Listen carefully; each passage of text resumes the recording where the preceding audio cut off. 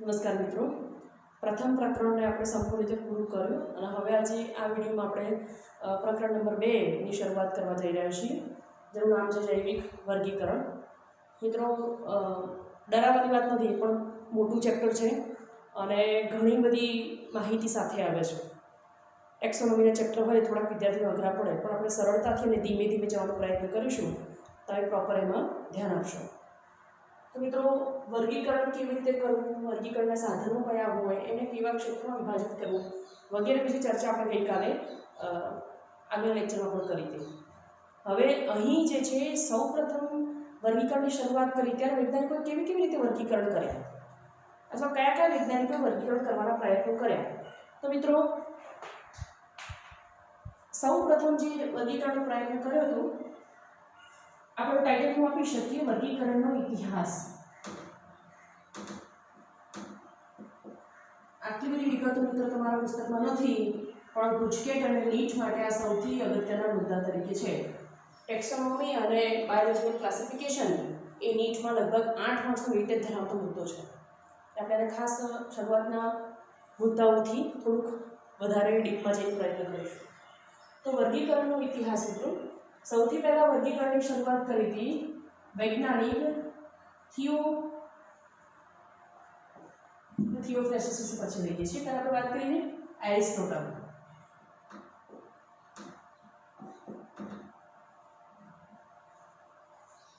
સૌથી પહેલા ચર્ચા કરી હતી એરિસ્ટોટલ. એરિસ્ટોટલે તમામ પ્રકારના સજીવોને સરળતાથી બે ભાગમાં વહેંચી દીધા. એકને કહ્યું પ્રાણીઓ,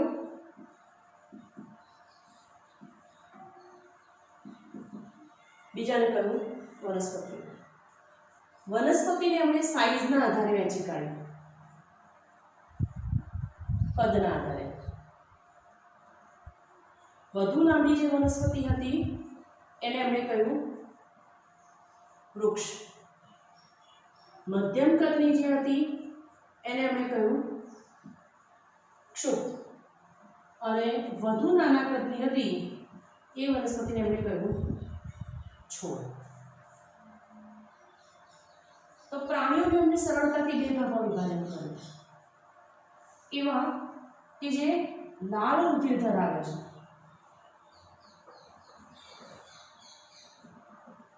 અને એવા કે જે આ પ્રકારનું રુધિર ધરાવતા નથી. બરાબર મિત્રો? તો એરિસ્ટોટલે આપણે એવું કહી શકીએ કે સજીવના બાહ્ય લક્ષણોને આધારે સજીવોને બે ભાગમાં વહેંચ્યા. એરિસ્ટોટલનું વર્ગીકરણ કયા પ્રકારના વર્ગીકરણમાં આવે? તો એરિસ્ટોટલનું વર્ગીકરણ જે છે એ દ્વિસૃષ્ટિ વર્ગીકરણમાં આવે. શેમાં આવે? દ્વિસૃષ્ટિ વર્ગીકરણમાં આવે છે. ત્યાર બાદના વૈજ્ઞાનિક છે જેને આપણે બહુ સારી રીતે જાણીએ છીએ, લિનિયસ. Carolus Linnaeus. તો મિત્રો, લિનિયસે એકલા બાહ્યાકાર વિદ્યાના લક્ષણો નહીં, પરંતુ એમણે બાહ્યાકાર વિદ્યા સાથે કેટલાક અંતસ્થ વિદ્યાના લક્ષણોને પણ ધ્યાનમાં લીધા અને એને ધ્યાનમાં લઈને લિનિયસે જે છે વનસ્પતિ સૃષ્ટિને 24 લક્ષણોને આધારે વર્ગીકૃત કરી. કેટલા લક્ષણોને આધારે મિત્રો? 24 લક્ષણોને આધારે વર્ગીકૃત કરી. એમણે પણ એને દ્વિસૃષ્ટિ વર્ગીકરણમાં જ વર્ગીકૃત કરી. અને બે સૃષ્ટિમાં આપણે એને વહેંચી, વનસ્પતિ સૃષ્ટિ અને પ્રાણી સૃષ્ટિમાં. ત્યાર પછીના વૈજ્ઞાનિક હતા અર્નેસ્ટ હેકલ.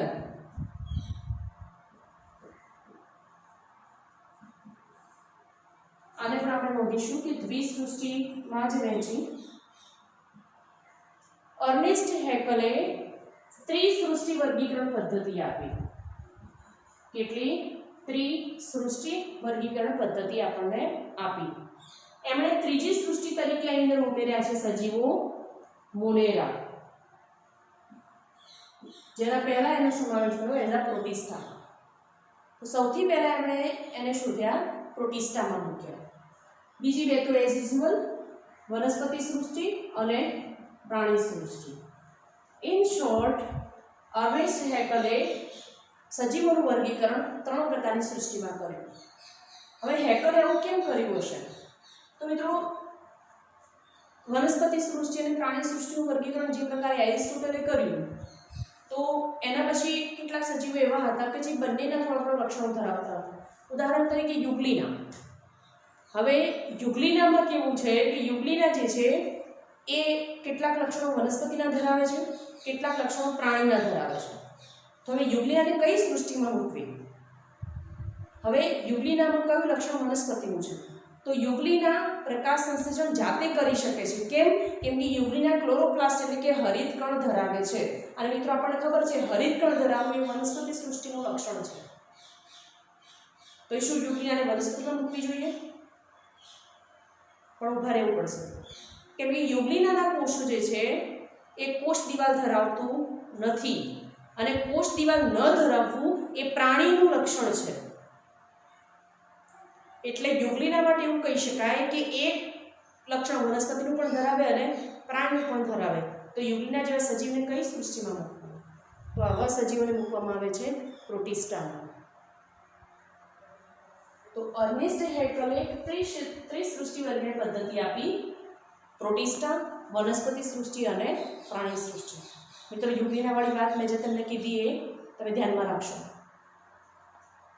ત્યાર પછીના ચોથા વૈજ્ઞાનિક છે R.H. Whittaker. R.H. Whittaker. મિત્રો, તમારા પુસ્તકમાં શરૂઆત આ વૈજ્ઞાનિકથી થાય છે, R.H. Whittaker. આગળ વર્ગીકરણનો ઇતિહાસ આપણને આપેલો નથી, પણ મેં તમને કહ્યું એમ એઝ યુઝ્યુઅલ ગુજકેટ અને નીટની પરીક્ષાને ધ્યાનમાં રાખીને જ આપણે સિલેબસ સાથે સાથે આગળ વધારવાનું છે. R.H. Whittaker મિત્રો એમણે આપી છે 5 સૃષ્ટિ વર્ગીકરણ પદ્ધતિ. એમણે આપી છે 5 સૃષ્ટિ વર્ગીકરણ પદ્ધતિ. અને સોરી મિત્રો, એના પહેલાના એક વૈજ્ઞાનિક હવે લીધું છે તો આપણે લઈ જઈએ છે કોપલેન્ડ. વૈજ્ઞાનિક નામ છે કોપલેન્ડ, અને એમણે સજીવોને 4 સૃષ્ટિમાં વહેંચ્યા. અને એમના ચોથી સૃષ્ટિ તરીકે એમણે ઉમેરી મોનેરા, પ્રોટિસ્ટા તો હતી જ, વનસ્પતિ સૃષ્ટિ અને પ્રાણી સૃષ્ટિ. અને હવે મિત્રો, 5મા વૈજ્ઞાનિક તરીકે R.H. Whittaker.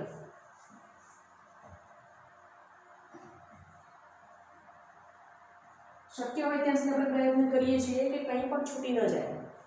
R.H. Whittaker વૈજ્ઞાનિકે સજીવ સૃષ્ટિને 5 સૃષ્ટિમાં વહેંચી, અને એ 5 સૃષ્ટિમાં એમણે ઉમેરી છે નવી સૃષ્ટિ મોનેરા, પ્રોટિસ્ટા, અને નવી એમણે ઉમેરી છે ફૂગ, વનસ્પતિ સૃષ્ટિ અને પ્રાણી સૃષ્ટિ. તો મિત્રો, Whittacre 5 સૃષ્ટિ વર્ગીકરણ પદ્ધતિ આપી. તેમણે કયા કયા સજીવોને એની અંદર ઉમેર્યા હશે? તો મિત્રો, જ્યારે કોપલેન્ડે 4 સૃષ્ટિ વર્ગીકરણ પદ્ધતિ આપી એ વખતે કોપલેન્ડ એવી વિચારસરણી પર આવ્યા હતા કે મોનેરા પ્રકારના સજીવોની અંદર બેક્ટેરિયાનો સમાવેશ થાય. R.H. Whittaker જ્યારે વાત કરી તો R.H. Whittaker અલગ અલગ લક્ષણોને આધારે સજીવોને આટલા પ્રકારોમાં વહેંચ્યા હતા. એમણે સજીવોને 4 લક્ષણોને આધારે 5 સૃષ્ટિ વર્ગીકરણમાં વહેંચ્યા. એટલે કે 4 લક્ષણોના આધારે 5 સૃષ્ટિનું વર્ગીકરણ કર્યું. એ 4 લક્ષણો કયા છે તો આપણે એના વિશે ભણીએ છીએ. હવે આપણે વિગતે ચર્ચા કરીએ છીએ Whittakerની 5 સૃષ્ટિ વર્ગીકરણ પદ્ધતિઓ.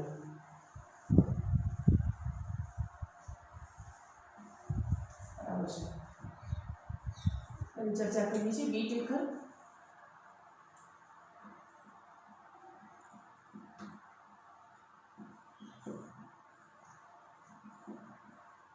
પાંચ સૃષ્ટિ વર્ગીકરણ પદ્ધતિ. કયા 4 લક્ષણોને આધારે? બરાબર છે, 5 સૃષ્ટિ મેં વહેંચી, પણ કેટલા લક્ષણોને આધારે? 4 લક્ષણોને આધારે. સૌથી પહેલું 4 લક્ષણોમાં પહેલું લક્ષણ છે એનું કોષીય આયોજન. શું છે મિત્રો? કોષીય આયોજન. બરાબર, નંબર આપ્યું તમને લખવામાં સરળતા રહે. તો કોષીય આયોજનમાં કઈ બાબતોને ધ્યાનમાં લેવાની છે? એવી કે સજીવ કેવો કોષ ધરાવે છે. તો સજીવ કેવો છે? એક કોષી કે બહુકોષી? એક કોષી છે કે બહુકોષી છે? નંબર 2, કોષીય જટિલતા. તમે એને કોષ કેન્દ્રીય જટિલતા પણ કહી શકો, પણ વધારે અસરકારક છે કોષીય જટિલતા. અહીં સજીવો માટે 2 વસ્તુ ધ્યાનમાં રાખવામાં આવી કે સજીવો કેવા છે? આદિકોષ કેન્દ્રી કે સુકોષ કેન્દ્રી? આ એનું હતું બીજું લક્ષણ. લક્ષણ નંબર 3, પોષણ પ્રકાર. સજીવ પોષણ કેવી રીતે મેળવે છે? એ સ્વયંપોષી છે, પરપોષી છે, મૃતોપજીવી છે? કેવા પ્રકારનું પોષણ મેળવે છે?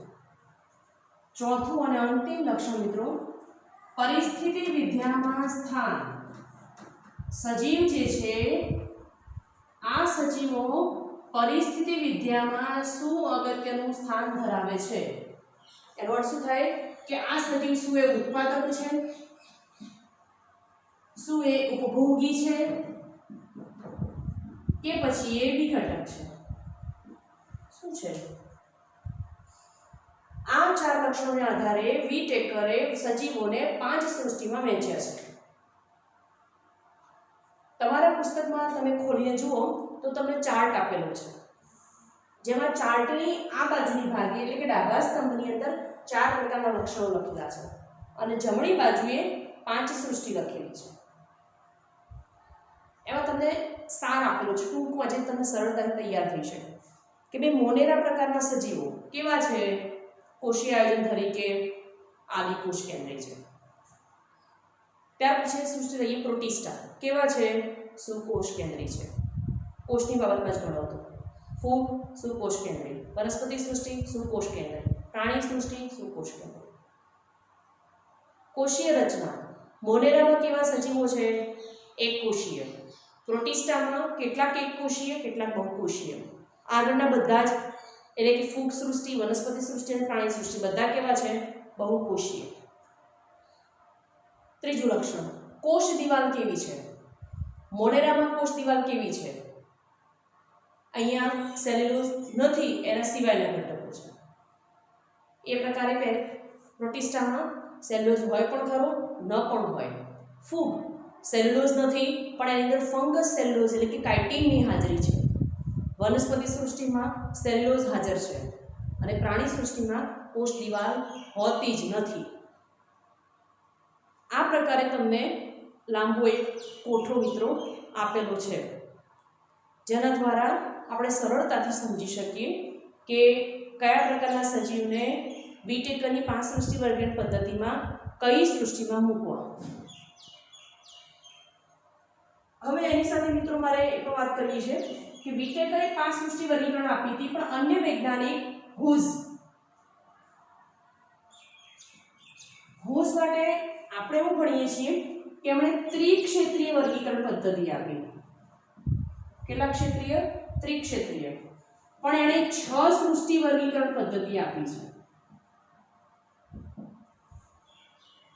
ત્રિક્ષેત્રીય ખરી, પણ એણે 6 સૃષ્ટિ વર્ગીકરણ પદ્ધતિ આપી છે.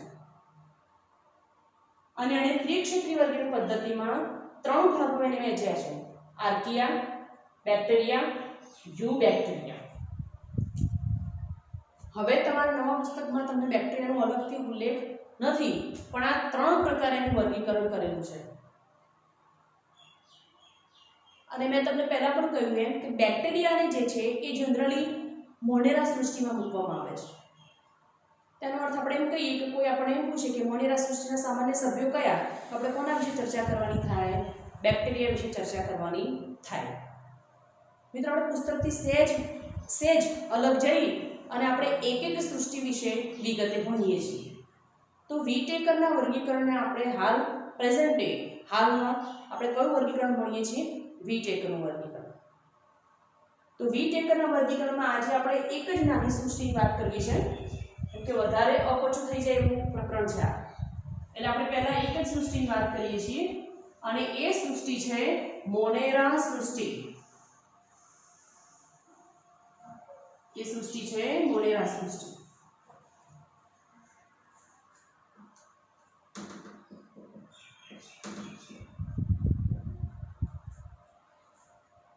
મોનેરા સૃષ્ટિના સભ્યો સૌથી પહેલા મિત્રો જોઈએ તો આ સૃષ્ટિના સભ્યો બધા જ એકકોષીય છે. બીજું, આ સૃષ્ટિના તમામ સભ્યો જે છે એ આદિકોષ કેન્દ્રી છે. કેવા છે? આદિકોષ કેન્દ્રી છે. મારી સ્કૂલમાં ભણાવતી વખતે મેં 11માં આદિકોષ કેન્દ્રી અને સુકોષ કેન્દ્રી વચ્ચેનો તફાવત સ્પષ્ટ કર્યો હતો મિત્રો. તો છતાંય ફરીવાર યાદ કરાવું છું. આદિકોષ કેન્દ્રી સજીવ આપણે કોને કહીએ છીએ? તો જે કોષના કોષ કેન્દ્રની ફરતે કોષ કેન્દ્ર પટલ ગેરહાજર હોય. શું બોલીએ છીએ મિત્રો? કોષ કેન્દ્ર પટલ ગેરહાજર હોય તો આપણે એને કહીએ છીએ આદિકોષ કેન્દ્રી. પણ જો કોષ કેન્દ્રની ફરતે સુકોષ કેન્દ્રી બહુ સરસ રીતે ગોઠવાયેલું કોષ કેન્દ્ર પટલ હાજર હોય તો આવા કોષોને આપણે કહીએ છીએ સુકોષ કેન્દ્રી કોષો. મોનેરા સૃષ્ટિના સભ્યો જે છે કેવા છે? આદિકોષ કેન્દ્રી છે. અને જ્યારે આદિકોષ કેન્દ્રી સજીવો હોય મિત્રો ત્યારે યાદ રાખવાનું કે આદિકોષ કેન્દ્રી સજીવો કોઈ પણ પ્રકારની પટલમય અંગિકાઓ ધરાવતા નથી. કોઈ પણ પ્રકારની પટલમય અંગિકાઓ ધરાવતા નથી. હવે પટલમય અંગિકાઓ એટલે કણાભસૂત્ર, લાઇસોસોમ, ગોલ્ગી બોડી, અંતઃકોષ રસાળ, હરિતકણ વગેરે. આ બધી જ અંગિકાઓ પટલમય છે. એકમાત્ર અંગિકા છે કે જે પટલમય નથી અને એ છે રિબોઝોમ. રિબોઝોમ એ પટલ વિહીન અંગિકા છે મિત્રો. કેવી છે? પટલ વિહીન અંગિકા છે. બીજી મહત્વની વસ્તુ, કોષ દિવાલ. મોનેરા સૃષ્ટિના સભ્યોની કોષ દિવાલ એ સેલ્યુલોઝ લગભગ નહિવત પ્રમાણમાં ધરાવે છે.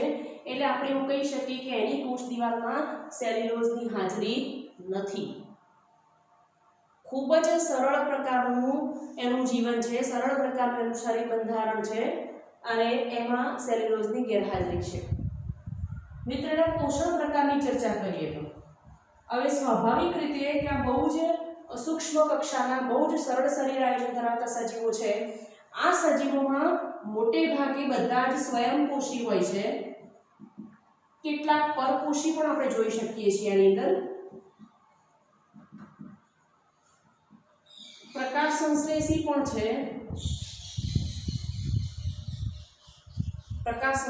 પણ છે. એના ઉદાહરણ તરીકે આપણે જોઈએ તો હવે મેં તમને પહેલા પણ કહ્યું હતું કે મોનેરા સૃષ્ટિ આપણને કોઈ પૂછે એટલે મોનેરા સૃષ્ટિમાં કોનો સમાવેશ થાય તો આપણે સીધું જ કહેવાનું થાય કે મોનેરા સૃષ્ટિમાં બેક્ટેરિયા એટલે કે જીવાણુઓનો સમાવેશ થાય. અને આ બેક્ટેરિયાને ફરીથી બે ભાગમાં વહેંચવામાં આવ્યા છે. એકને આપણે કહીએ છીએ આર્કી બેક્ટેરિયા અને બીજાને આપણે કહીએ છીએ યુ બેક્ટેરિયા. મિત્રો આર્કી બેક્ટેરિયા જે છે એ ખૂબ જ જૂના સમયના છે, એટલે કે બહુ લાંબા સમયથી પૃથ્વી પર છે. જ્યારે યુ બેક્ટેરિયા જે છે એ પ્રમાણમાં નવા આધુનિક અને કેટલાક ઉદ્વિકાસીય ફેરફારો સાથે છે. હવે આ જે આર્કી બેક્ટેરિયા છે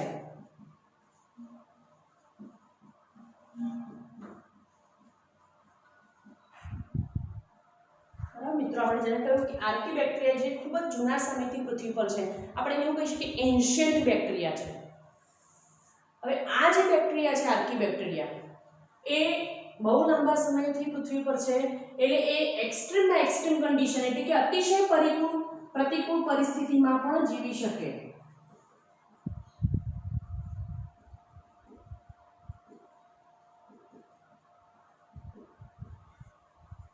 અતિશય પ્રતિકૂળ પરિસ્થિતિમાં પણ આરામથી જીવી શકે છે. ઉદાહરણ તરીકે આપણે જોઈએ તો કેટલાક જે છે જેને આપણે કહીએ છીએ થર્મો એસિડોફિલ્સ. હવે થર્મો એટલે મિત્રો થાય અતિશય ગરમ અને એસિડોફિલ્સ નો મતલબ થાય એસિડિક માધ્યમ એટલે કે વાતાવરણ.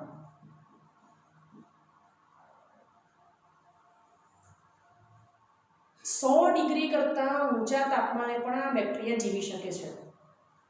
100 ડિગ્રી કરતાં પણ ઊંચું તાપમાન હોય તો પણ આ બેક્ટેરિયા આરામથી જીવી શકે છે. પછી અતિશય ક્ષારયુક્ત વાતાવરણ હોય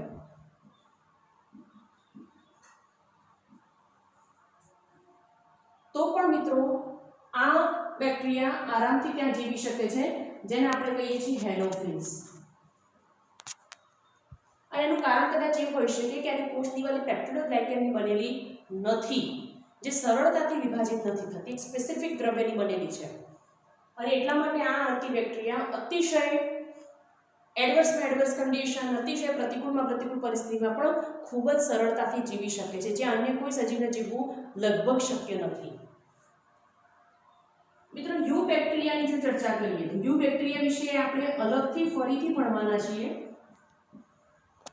પણ હાલ એના વિશે જો જનરલ ચર્ચા કરીએ તો યુ બેક્ટેરિયા જે છે એ મેં તમને કહ્યું એમ કે આધુનિક અને નવા સમયના છે. આ બેક્ટેરિયા પોતે જાતે થોડાક રૂપાંતરિત થયેલા છે બદલાતા પર્યાવરણ સાથે, એટલે આ બેક્ટેરિયા નોર્મલ કન્ડિશન્સમાં જીવવા માટે જવાબદાર છે. એ આર્કીબેક્ટેરિયાની જેમ અતિશય પ્રતિકૂળ પરિસ્થિતિમાં જીવી શકતા નથી. મિત્રો બેક્ટેરિયાને કેટલાક આકારને આધારે પ્રકારો પાડેલા છે, એને આપણે થોડું સમજીએ. હું આને જરા કાઢી નાખું છું.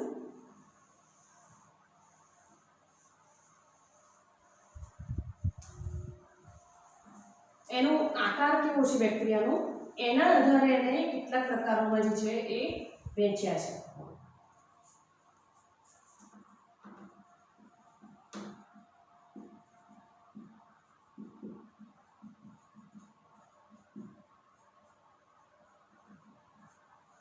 આકારને આધારે યાદ રાખીશું. કેટલાક બેક્ટેરિયા જે છે ગોળ છે. આવા બેક્ટેરિયાને આપણે ગુજરાતીમાં કહીએ છીએ ગોલાણુ અને ઇંગ્લિશમાં આપણે એને કહીએ છીએ કોકસ. કેટલાક દંડ આકારના છે, જેને આપણે ગુજરાતીમાં કહીએ છીએ દંડાણુ અને ઇંગ્લિશમાં કહીએ છીએ બેસિલસ. કેટલાક આ પ્રકારના છે, જેને આપણે ગુજરાતીમાં કહીએ છીએ વક્રાણુ, ઇંગ્લિશમાં કહીએ છીએ વિબ્રિયો.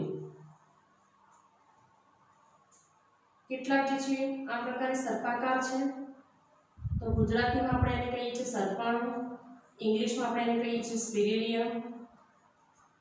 કેટલાક આ પ્રકારના બેક્ટેરિયા પણ આપણે જોઈએ છીએ, જેને આપણે કહીએ છીએ મેસેલિયમ, જેને આપણે કહીએ છીએ મેસેલિયમ. હવે મિત્રો જો આ બેક્ટેરિયા બે ગોળાણુ જોડે જોડે છે તો આપણે એને બોલીએ છીએ દ્વિગોળાણુ, અથવા આપણે એને ગુજરાતીમાં ઇંગ્લિશમાં બોલીશું બાયકોકસ. પણ જો આ ગોળાણુની લાંબી લાઈન છે, આવી રીતે લાઈનમાં આવેલા છે, તો આપણે એને કહીએ છીએ સ્ટ્રેપ્ટોકોકસ. શું કહીએ છીએ મિત્રો? સ્ટ્રેપ્ટોકોકસ. ધ્યાનમાં રાખજો, જો આ ગોળાણુ એક કરતાં વધારે અને લાઈનમાં ગોઠવાયેલા છે સીધા, તો આપણે એને કહીએ છીએ સ્ટ્રેપ્ટોકોકસ.